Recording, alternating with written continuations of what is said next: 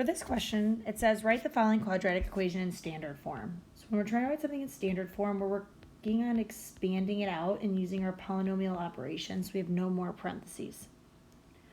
So if I look at this one, I first want to deal with the x minus 6 squared. So the first thing I'm going to do is x minus 6 squared is the same as x minus 6 times x minus 6. So the first thing I'm going to do is expand that out. Then I'm going to multiply that x minus 6 times x minus 6 together. And when I do that, I'll get x squared minus 6x minus 6x plus 36. And then this plus 7 will go on the end. Finally, well, not finally, almost finally, I am going to combine these like terms in the middle, which I realize I made a mistake. This should be a minus 6. I apologize.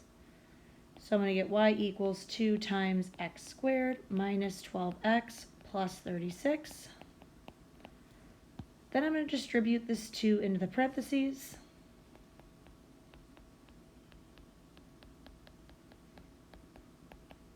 Then I'm going to add 7.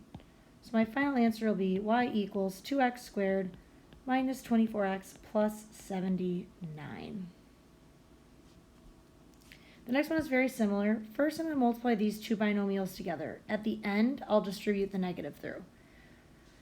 So 2x times x is 2x squared. 2x times 5 is 10x. Negative 3 times x is negative 3x. Negative 3 times 5 is negative 15. Then I'll combine the like terms that are in the middle, and I'll get a 7x. Finally, I'll distribute that negative through, and I'll get negative 2x squared minus 7x plus 15 as my final answer.